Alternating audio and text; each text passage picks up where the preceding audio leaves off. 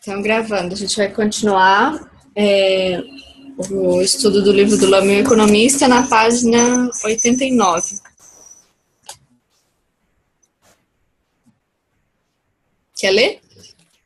Espera aí, vou abrir aqui.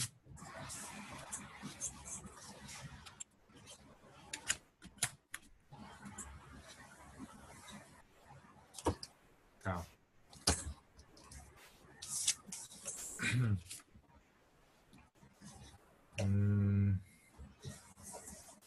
Então é na parte do Vitor, né? Isso. Vitor, um dos economistas mais importantes do século XX é John Maynard Keynes. Já estamos na época da Grande Depressão. Enquanto a lei de Say diz que toda oferta cria sua própria demanda, a teoria de Keynes defende o contrário. O que determina o volume de produção e o volume de emprego é a demanda. Em época de depressão, isso é muito importante, pois coloca a importância de gerar movimento para que se crie a demanda. O que determina o volume de produção e o volume de emprego é a demanda efetiva, que não é apenas a demanda efetivamente realizada, mas o que se espera que seja gasto em consumo acrescido do gasto em investimento. Keynes demonstra que a economia opera buscando satisfazer expectativas. É a prova de que a virtualidade domina o mundo econômico. O famoso capítulo 17 de seu livro A Teoria Geral do Emprego, do Juro e da Moeda fala da taxa de juros e da preferência pela liquidez. A justificativa do juro. Oferece as diretrizes que regerão o sistema financeiro. A economia começa a trabalhar dando preferência à liquidez do capital. Quem tem o capital é quem tem o verdadeiro poder. Chegamos próximos à conjuntura econômica atual, da qual os grandes bancos estão no controle. Lama, neste cenário, temos um empreendedor que não tem capital e faz um empréstimo. Vitor, o banco cobra um juro altíssimo pelo empréstimo e, consequentemente, tem a maior segurança na transação. Lama, de qualquer maneira, o banco não vê problema no fato de a pessoa não ter capital. Se ela tiver uma boa ideia para oferecer alguma garantia, fará a riqueza surgir. Os bens financeiros são atraídos por oportunidades. Marx já dizia que o capitalismo é um processo de relação. Ele percebeu a semente da virtualidade. A inconsistência não vem das tensões entre as pessoas ou organizações que representam diferentes interesses dentro dos objetivos e visões conservadoras. A inconsistência vem da motivação equivocada das várias partes que praticam a visão conservadora e buscam felicidade e estabilidade onde não a encontrarão. O budismo não vem para trabalhá-los ou lutar contra eles, mas para ajudá-los a encontrar o que buscam: felicidade e estabilidade. O budismo não é uma ideologia dentro da roda da vida, mas uma forma de ajudar os seres a sair dos horizontes limitados da visão conservadora.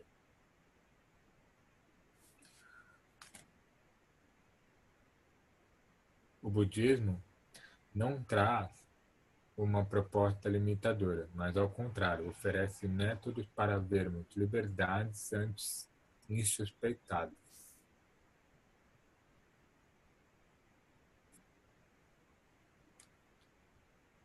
Quer que continue mais um pouco? Eu achei interessante quando ele diz assim que os bens financeiros são atraídos por oportunidade. Marx já dizia que o capitalismo é um processo de relação. Ele percebeu a semente da virtualidade, do vazio das relações, do vazio de tudo, né? De que o dinheiro não está na mercadoria, talvez. Não sei se ele quis expressar alguma coisa relacionada a isso.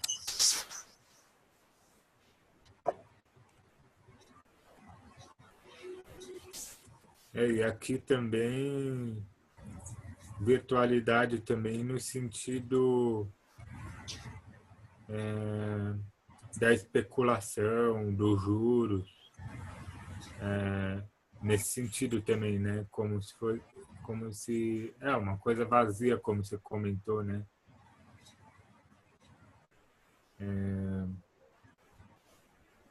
Me veio na cabeça o mercado de ações, assim, a bolsa de valores. É um ambiente 100% virtual, especulativo. O valor da ação... Eu tô assistindo aquela série Billions, sabe? Não. E nessa série mostra um promotor perseguindo um dono de uma empresa de fundo de hedge, assim. O cara é, tipo, bilionário, assim, multibilionário. Então ele controla muita gente, assim, suborna muita gente. Uhum. O cara tem, assim, contato para tudo quanto é lado, né?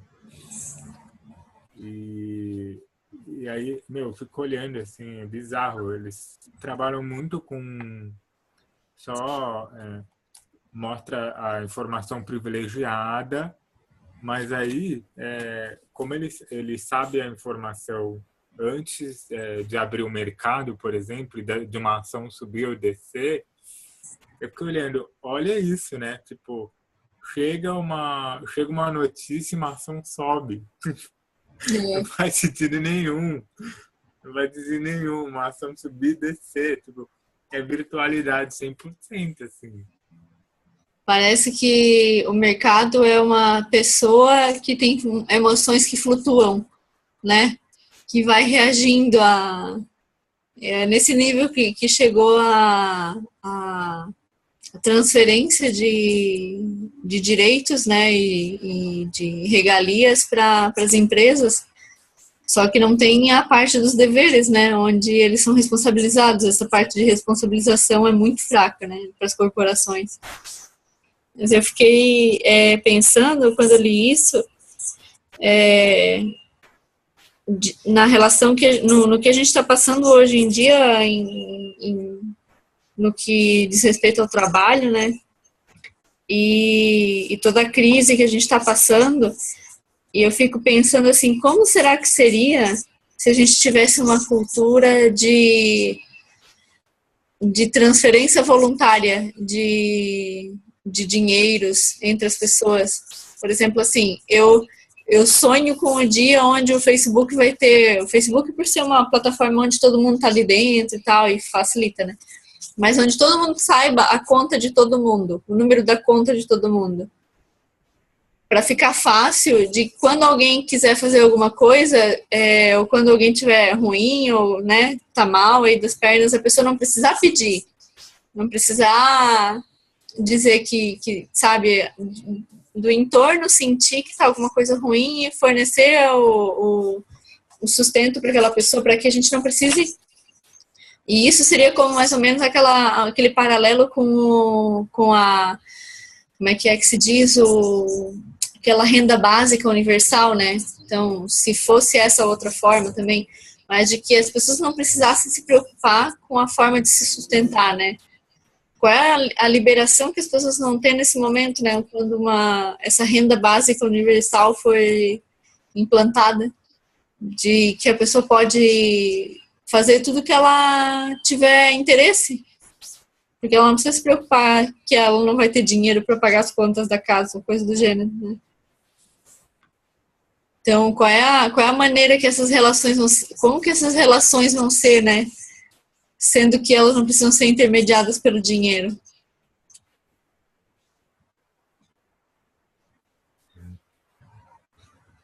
Não, Ela já...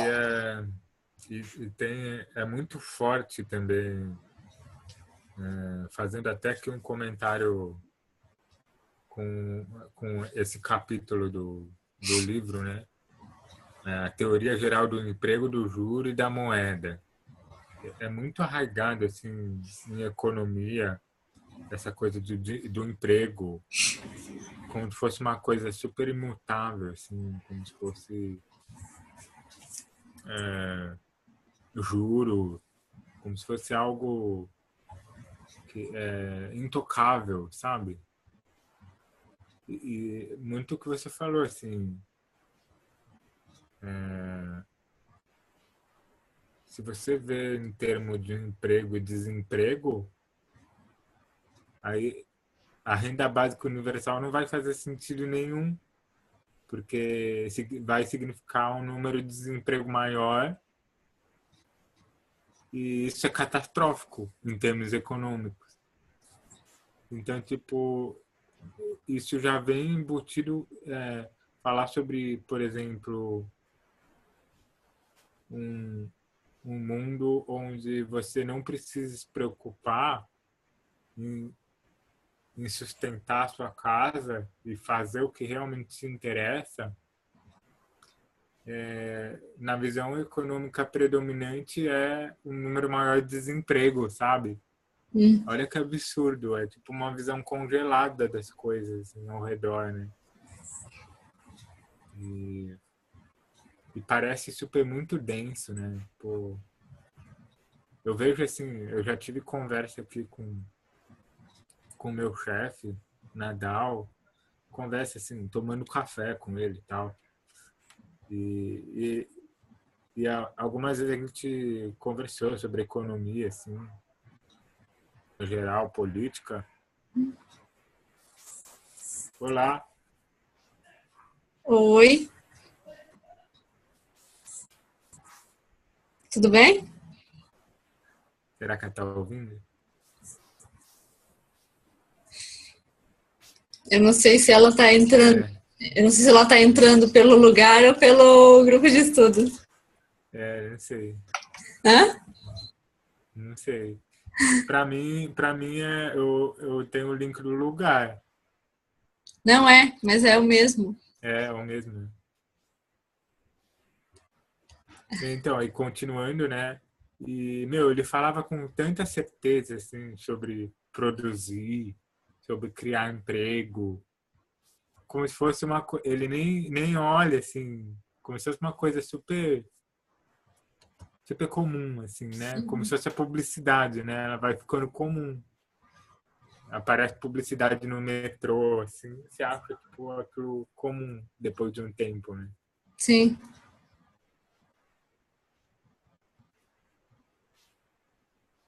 E imaginar esse tipo de...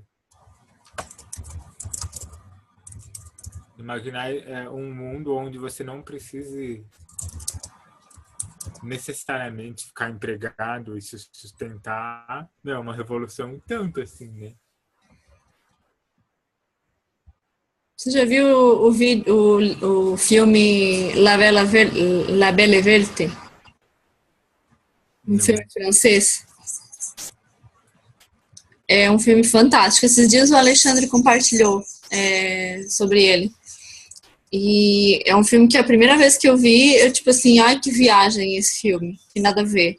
Que fala sobre uma civilização evoluída, que conversa telepaticamente, que só fica, tipo, dorme na relva, assim, não tem casa, passa o dia cultivando, tipo assim, exercitando o corpo, cuidando da comida, escutando a música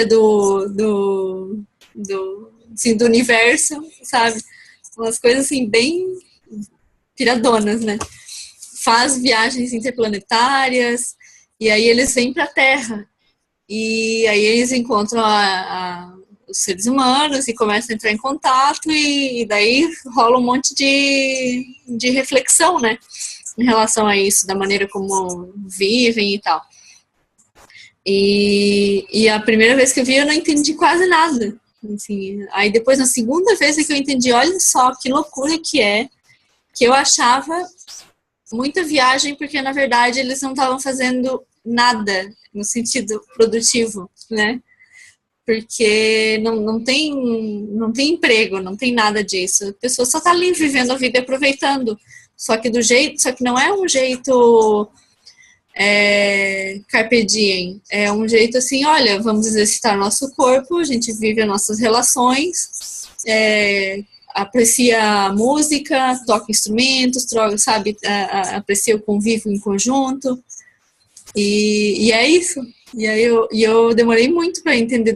Só na outra vez que eu fui entender que era isso. Loucura, né? Olha o vício da nossa cabeça. De achar que o valor está vinculado a uma coisa que é produzida e feita, né? Pela pessoa. Nossa, sim. E é muito isso, né? Parece que a visão predominante hoje nem suspeita disso, sabe? Não há sequer uma suspeita, assim, como ele falou aqui, né? Tivemos liberdades antes insuspeitadas. Tipo, me lembrou o texto do Alex Castro, né? Sobre crescimento pelo crescimento. Uhum. É tudo uma questão de incentivo, de onde você quer colocar um incentivo, Sim. né? Partindo do pressuposto que nada é definido e concreto de fato, o que sobra é um incentivo onde você vai colocar o significado que você vai dar para aquilo, o peso que você vai dar para aquilo. Né? E aí não importa tanto essa ou essa visão, assim, né? É só você perceber o que tal visão está produzindo, assim, como efeito, ver a causalidade da coisa. E aí você vê que você tem liberdade diante daquilo. Né?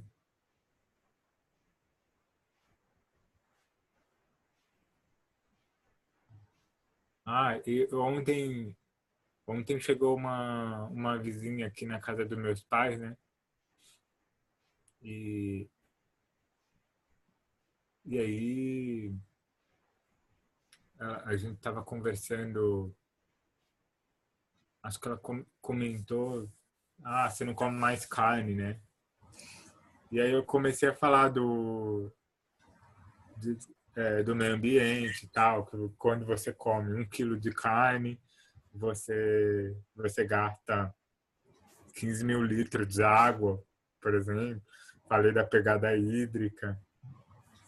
E é muito bizarro, porque a pessoa fica sem saber o que falar, assim. Uhum. Ela não acreditava que era tudo isso, sabe? E aí é muito um sinal, assim, de como as pessoas realmente estão amortecidas, assim, sem horizonte amplo. Por que será, né? Tipo, hoje a gente tem...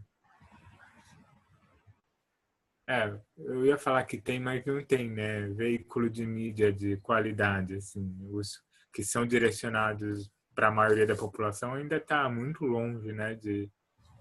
Mas mesmo assim, sabe, eu tava refletindo sobre isso hoje, né? Que eu acho que vai no ponto de a gente decidir quando age e quando não age, né?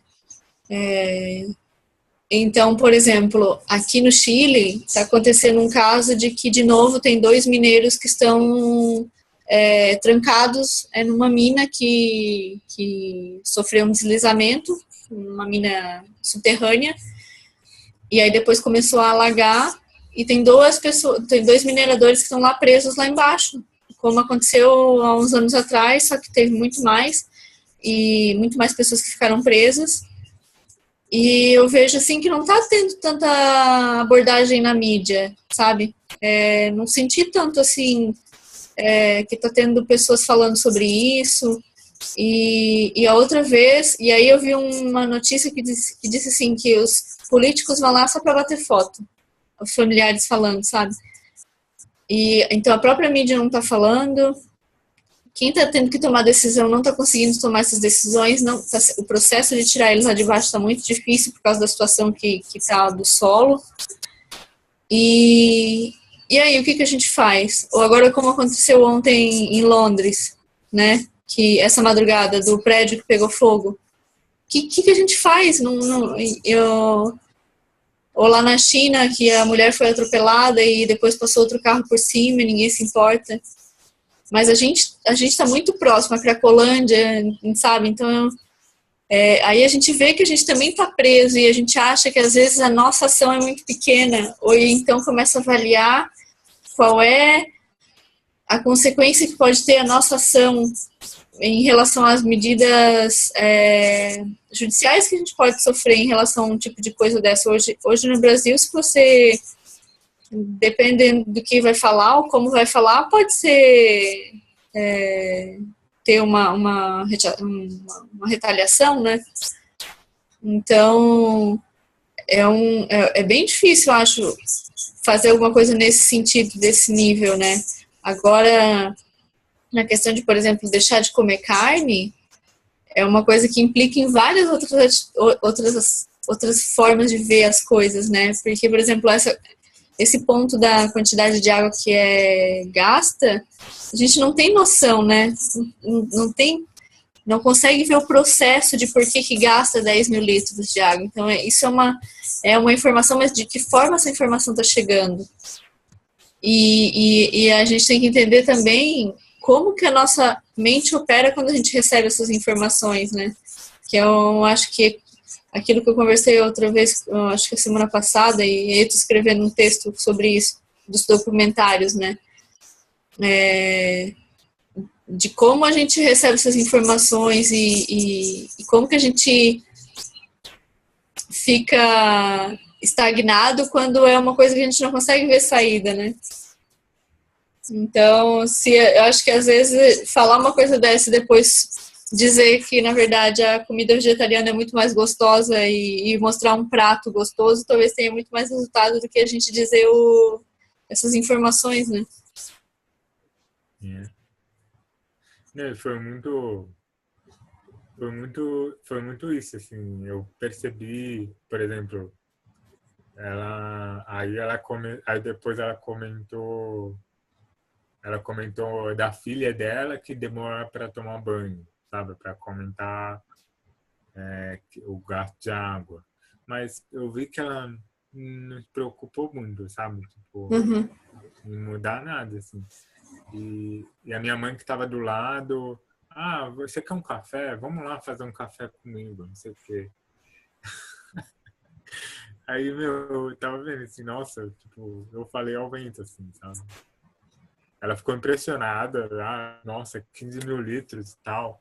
Aí eu comecei a falar, porque, tipo, isso aí não dá nem 4 meses de banho tomando todo dia, assim.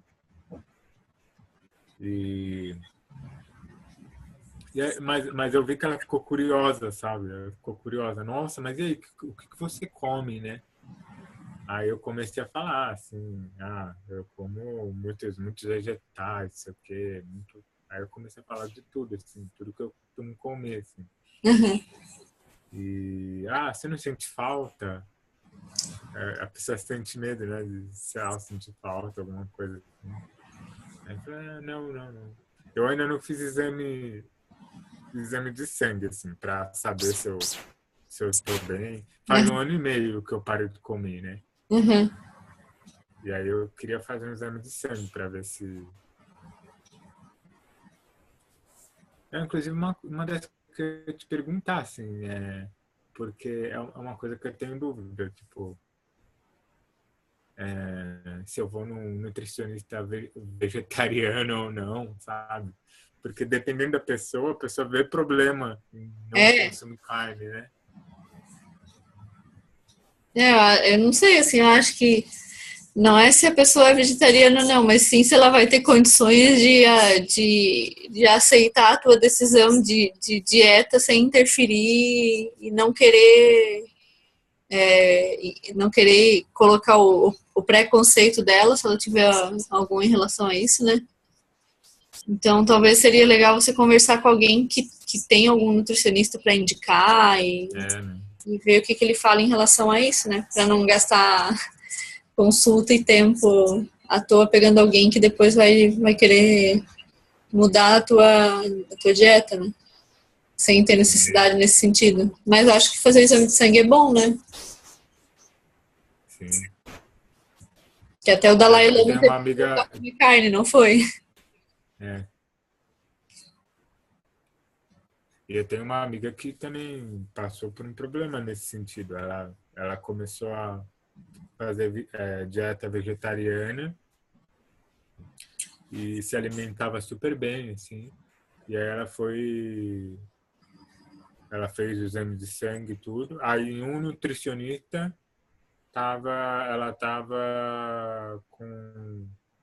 ela não estava se alimentando direito. Com outro nutricionista que ela foi, tava bom, assim. Porque o outro ele era vegetariano também. Uhum. E aí ela postou lá no Facebook, assim, tipo, puta da vida, porque ele coloca o preconceito dele para fazer indicar a melhor dieta, não sei o quê, é um absurdo. E até na medicina, né, isso acaba se invadindo. Assim. É que não tem certo e errado, né? Não é que não quer dizer que o vegetariano também tá certo, né? Então, né? não tem, isso não tem solução, é mais uma questão de escolha pessoal mesmo, de como a pessoa se sente íntegra levando a forma como ela se alimenta, né?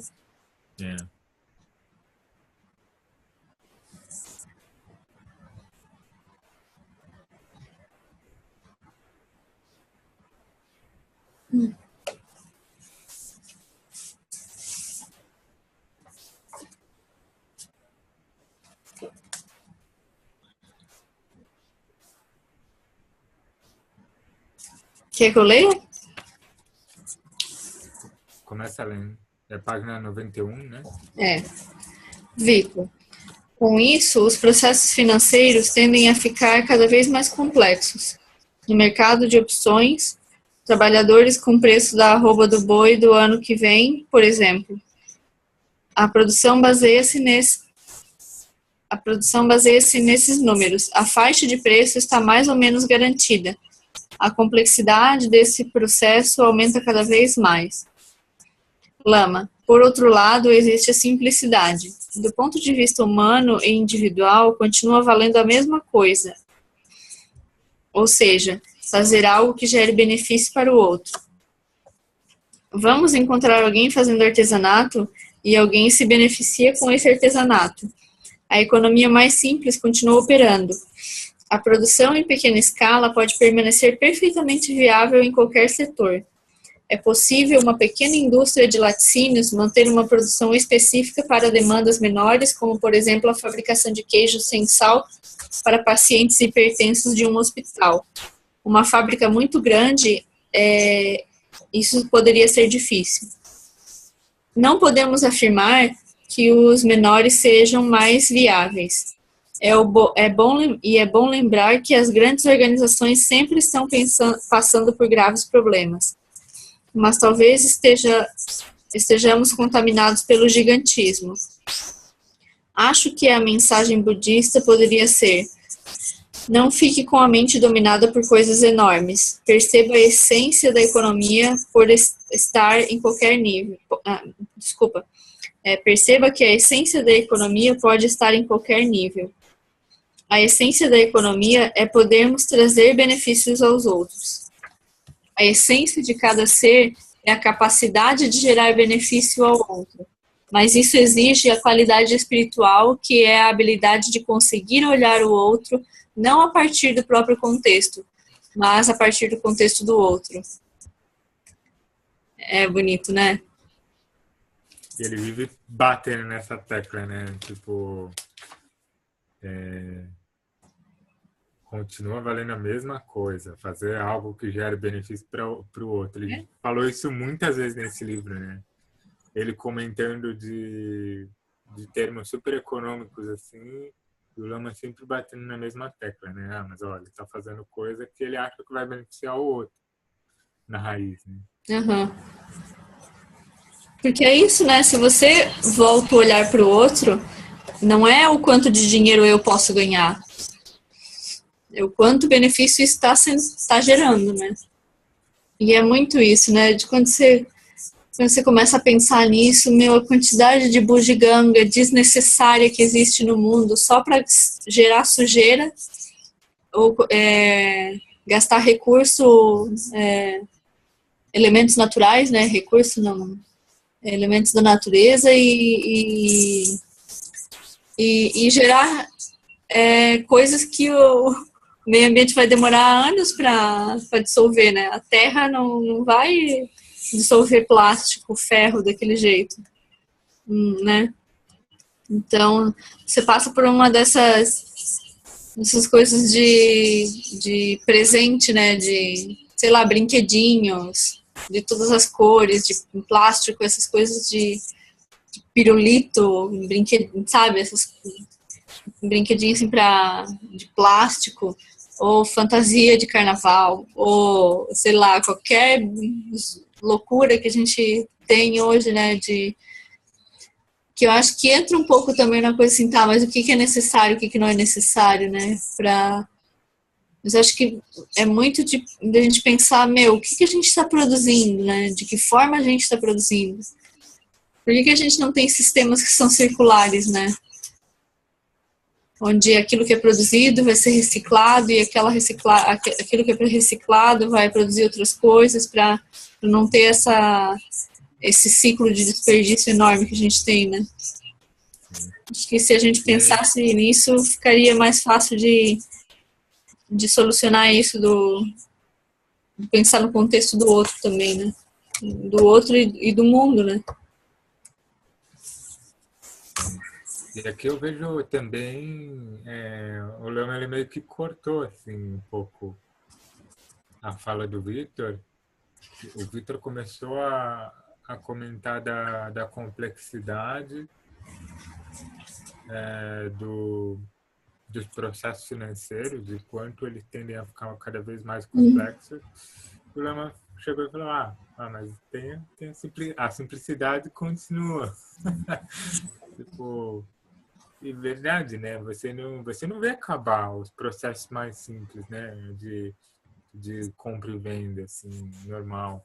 E, querendo ou não, a simplicidade, ela é muito mais fácil de você manter, né? De você manter, de você ter uma relação mais harmoniosa com a natureza.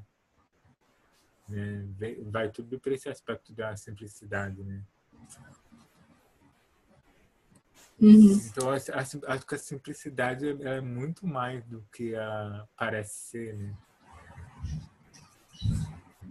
Não nesse contexto, assim. Nossa, explorar isso dá várias horas, né?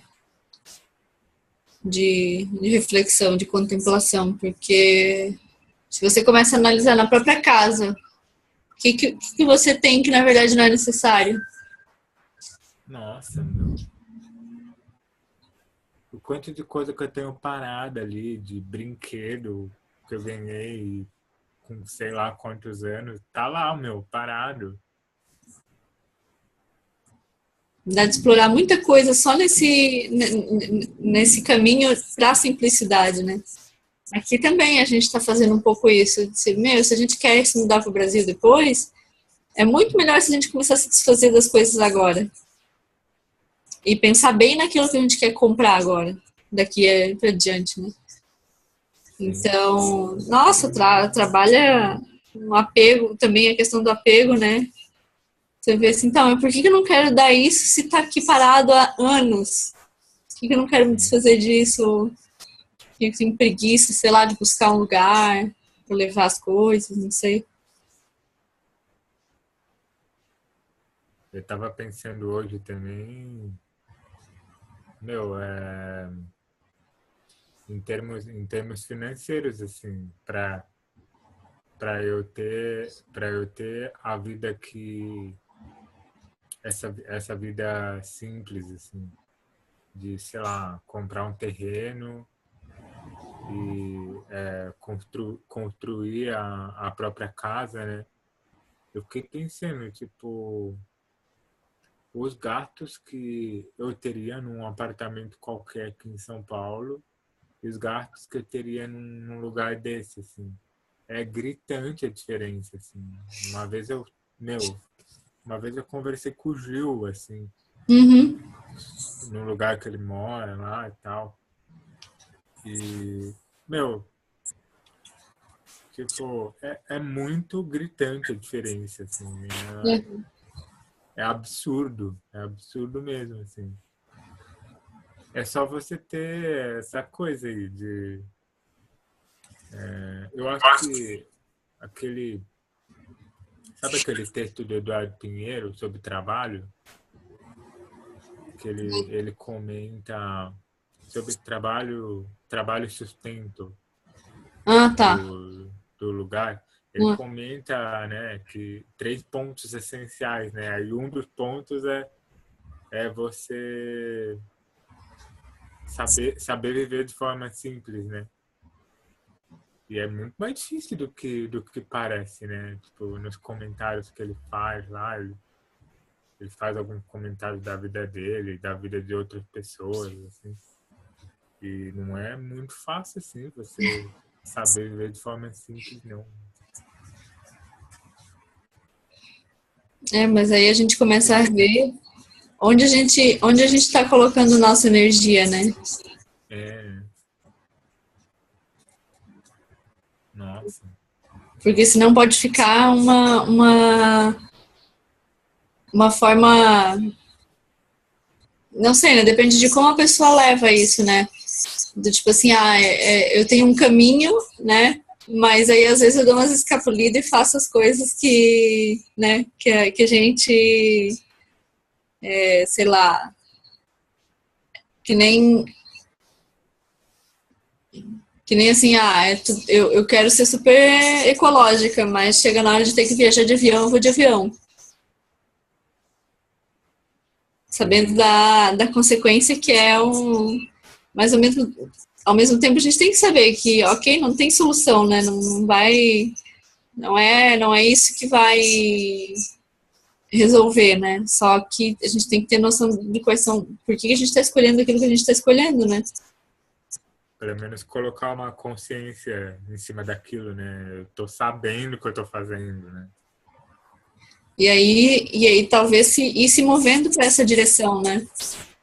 De, não sei, às vezes, né? Uma vez poder ser possível que nem eu agora, né? Uma vez, agora foi possível, ok, então eu vim de ônibus, né? E foi bom o processo. E aí você vê que, na verdade, não é tão impossível assim.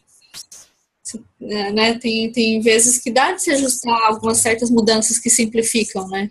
Então, em vez de vir de avião que demora 7 horas, vir de ônibus que demora 2 dias e algumas horas, mas não é o fim do mundo isso.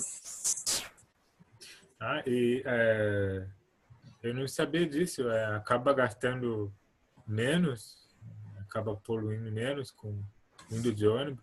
É porque o avião ele usa querosene, né? Sim, sim. E aí dizem que os as substâncias que soltam são mais tóxicas do que aquelas que são queimadas no ônibus. E aí tem outras coisas que agora eu não sei de cabeça, mas o que eu já li é que o avião seria o meio de transporte de avião seria mais tóxico que o ônibus, mas acho que isso também vai ter relação talvez com as distâncias, né? É. Tem que ver esse ponto da pegada, né, de cada... Mas eu fiquei com isso na cabeça, de que, na verdade, o avião era mais tóxico. Até o Roman Krishnari, que também fala isso no livro, eu acho, né? Vou dar uma olhada melhor sobre isso. Vou colocar as referências.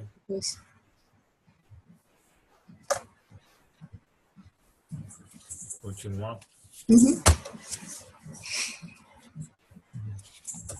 Vitor, há pouco tempo falava-se que a primeira via seria capitalista, a segunda socialista e a terceira trabalhista. Com a queda da popularidade do primeiro-ministro britânico Tony Blair pelo envolvimento na guerra contra o Iraque, começou a se falar do Brasil como representante da terceira via.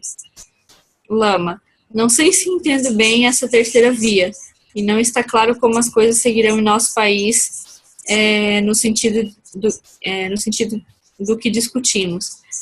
Ainda assim, acredito que o sectarismo no Brasil está cedendo. Pessoas de diversos partidos estão conversando facilmente entre si. Ai, saudades de 2003, 2006. Quanto que foi o livro mesmo? Cadê? 2004. Saudades de 2004.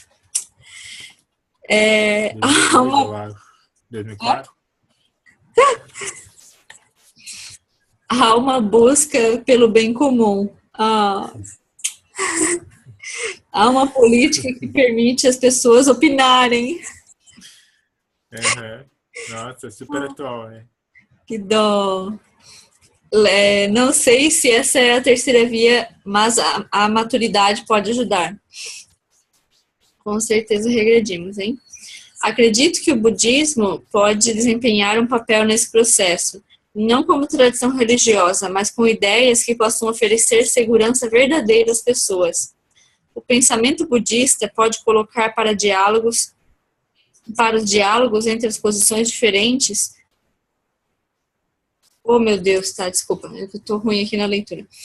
O pensamento budista pode colaborar para os diálogos entre posições diferentes, pois ajuda-nos a compreender muito bem a questão cognitiva. No Ocidente, o budismo está ajudando as pessoas a pacificarem suas mentes, unindo vários fragmentos que pareciam contraditórios, como a ciência e a religião, ou diferentes abordagens na medicina, por exemplo. Hoje existe esse diálogo. Há uma base cognitiva comum em que essa linguagem é possível. Sua Santidade Dalai Lama enriquece sua expressão religiosa sendo um grande líder político e social. Suas ideias serão melhor compreendidas com o tempo. Sua Santidade deixou de ser um líder político do Tibete para ser um líder global, que aponta caminhos para todos nós. Dalai Lama possui a visão que une o aspecto religioso ao social, ao cognitivo, ao acadêmico, à ciência, à economia e à política também. Qual a mensagem, Vitor? Qual a mensagem do Lama para encerrar essa fase de nosso diálogo? Lama, os princípios básicos do budismo são não causar sofrimento, trazer benefício aos seres e dirigir a própria mente. São preceitos aplicáveis em qualquer âmbito. É a essência do processo para gerar méritos e está diretamente ligada ao processo econômico. Se nossa atividade estiver causando danos, é certo que um dia teremos que mudar, porque vamos ganhar inimigos. Se estivermos trazendo benefícios e soluções, avançaremos. A dificuldade surge porque acabamos presos em armadilhas da nossa própria ignorância, movidos por impulsos internos que nos levam a direções equivocadas. Por essa razão, dirigir a mente é importante. Todos precisam fazer isso. O cientista também tem essa dificuldade, pois tenta ver o novo e não consegue. Está intoxicado por ideias antigas, que funcionam como um filtro para sua visão, impedindo-o de ver. Dirigir a própria mente também significa purificar a visão. Esse conselho é inteiramente válido a qualquer em qualquer sentido. É um preceito tradicional do Buda. Como diz Sua Santidade Dalai Lama, se usássemos realmente a sabedoria das tradições religiosas, talvez elas se tornassem dispensáveis. Não precisamos nos tornar budista. Basta que encontremos a sabedoria dentro de nossa tradição. O Dalai Lama oferece outro conselho precioso. Se você não tem nenhuma tradição religiosa, apenas pratique o bem. Não faça o mal e dirija sua própria mente. Pratique isso como uma questão de bom senso. Você não precisa de uma tradição religiosa para praticar esses valores. Pratique esses princípios por uma simples questão de bom senso. E aí terminou o capítulo.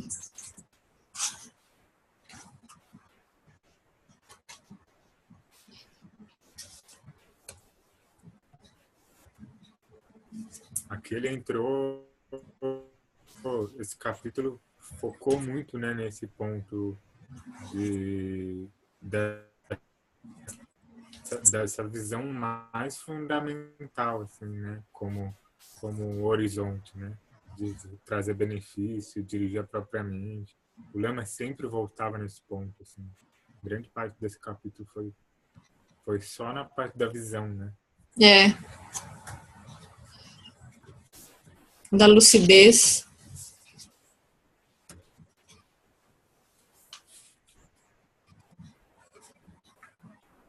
Ele nem... Ele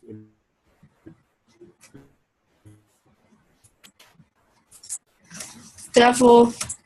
E é bem na raiz, assim. E ele foi falando, mas por trás há um desejo de beneficiar, né?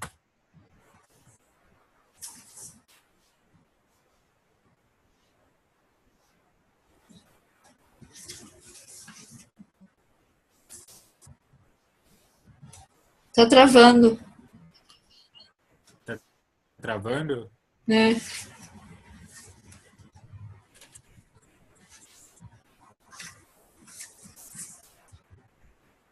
E agora, melhorou? Sim, vamos ver. Eu não escutei bem o que você falou antes. Tá dando para ouvir agora? Uhum. Então, o Lama sempre voltava, né, nesse ponto da visão, né, de você estabelecer uma motivação de beneficiar antes mesmo de tentar fazer qualquer coisa, né. Ele sempre voltava nesse ponto, principalmente nesse capítulo aqui. Eu acho que ele voltou muito nesse ponto, assim. O Vitor comentava uma coisa, assim, e ele voltava para o mesmo ponto. O Vitor comentava, ele voltava. Porque a visão budista não tem lados, ela opera com a visão que está por trás. E a visão que está por trás de todas as direções é tentar beneficiar os seres. Né? Sempre voltou para esse ponto. Né? E, aliás, eu acho que essa visão mínima, assim, eu acho que ela tem muita importância nesse sentido de conseguir dialogar com alguém que pensa muito diferente, sabe? E não sentir tanta aversão. Pois é, mas eu vejo que eu estou tendo dificuldade de conversar com as pessoas que têm, assim, não dificuldade de não conseguir porque eu fico alterada, mas assim que os argumentos que eu tenho, as coisas que eu quero falar, não tocam as pessoas. Sim. São meio que... É como tu disse ali, né? Da conversa. Da conversa com isso, mas no meu caso são relacionadas à maneira de viver. Então, tem pessoas que eu converso que têm A gente tem um debate constante entre se as pessoas têm uma natureza ruim ou a natureza boa. Se elas têm se a pessoa nasce com uma essência ruim ou não. E por mais que eu dê argumentos, fale, mostre, diga que tem estudos, explique o altruísmo, sabe, tente explicar durante a conversa em relacionado a isso, os argumentos não entram, sabe, assim, não, as pessoas não querem ver aquilo e não se dão nem ao trabalho de pensar que aquilo pode ser diferente. E aí começam a achar exceções, outros argumentos, e aí tentam invalidar aquilo, sabe? Colocam um monte de travas Mas, enfim, com o tempo a coisa vai mudando. Eu também vou clareando um pouco a forma como eu consigo expressar isso também. A pessoa vai vendo algumas coisas, né? E eu acho que é mais também uma forma de mostrar como aquilo está acontecendo na vida delas, assim, né? Por exemplo, quando acontecem casos, né, que apontam para esses lados onde elas não estão acostumadas a olhar, né? Dizer, olha só, isso é possível, né? Que vai um pouco com a questão do sonhar, né? Se a gente pensa que a gente está rodeado de inimigos e todo mundo tem um senso ruim que está prestes a mostrar quando estiver dando uma oportunidade, como que a pessoa vai se mover desse jeito, né? A gente vê que às vezes a gente tem esse pensamento e qual é a nossa reação na gente, né? A gente se fecha, já fica na defensiva, já é mais agressivo, sofre porque depois falou coisa que não queria. Então, só que se a pessoa não está vinculada à prática, né, não está vinculada a um caminho de florescimento humano, alguma coisa nesse sentido, é difícil fazer o vínculo de que isso que a gente vê como um mundo interno operando reflete na ação no mundo, né?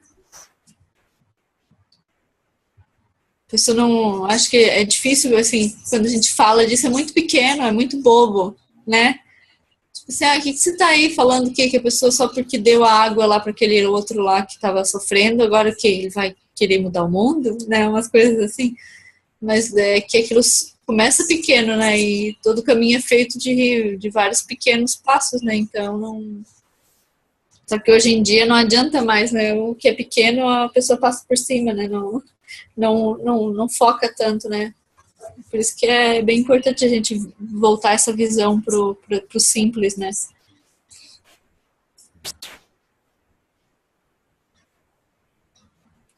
E voltar a visão para aspiração, né? Para motivação também, né? Parece um negócio que não leva a lugar nenhum, assim. Mas como a gente pode ver aqui nesse capítulo mesmo, né? O Lama voltou muitas vezes para o tema de ainda não tentar resolver as coisas, mas sim ver primeiro com clareza de que as pessoas não estão fazendo aquilo,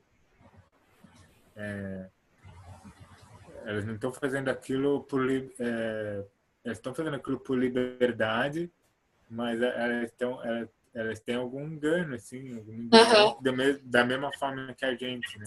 Como ele falou que o cientista também tem essa dificuldade, pois tenta ver o novo e não consegue. Está intoxicado por ideias antigas que funcionam como fios para sua visão.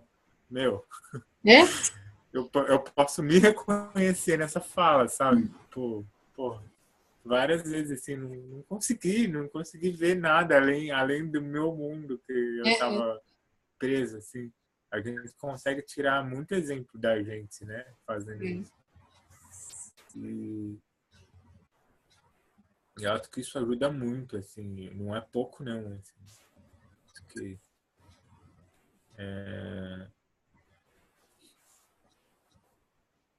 antes de reconhecer que tem etapas, né? Talvez. Claro que não se fixar muito nisso, assim, né? Mas é uma coisa que eu vi nesse capítulo muito, assim.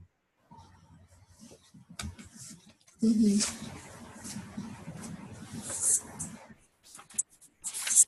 Que é o capítulo, deixa eu ver. Utopias sociais e econômicas. Utopias, né? Utopias sociais e econômicas. Aqui ele fala basicamente das visões, né? Das visões sociais e econômicas, né? Que estão por trás da ação, né?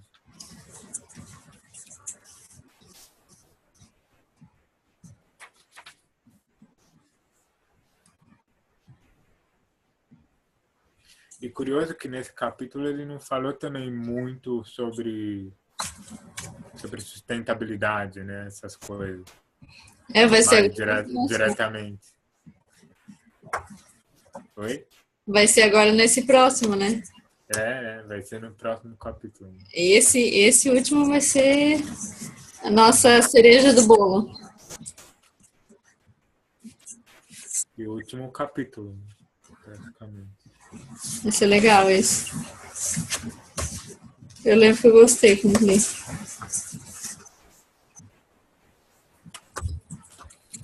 É interessante, né?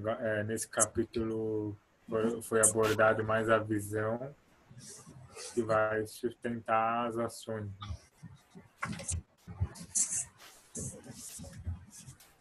É.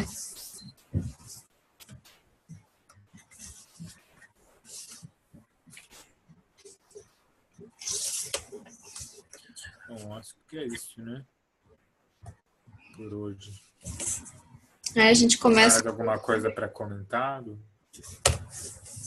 que lemos aqui?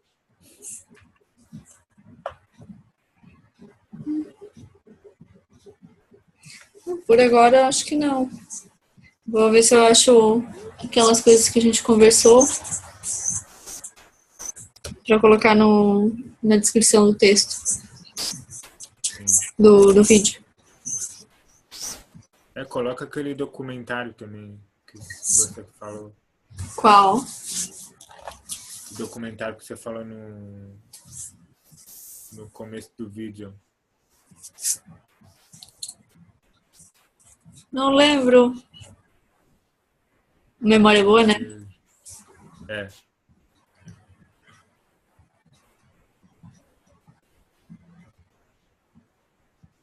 Pô, não tô lembrando o título agora, deu branco. Bom, eu vejo aqui depois, então. Tá bom. Então é isso. Semana que vem começamos o capítulo 4. Tá. Vou parar aqui de gravar.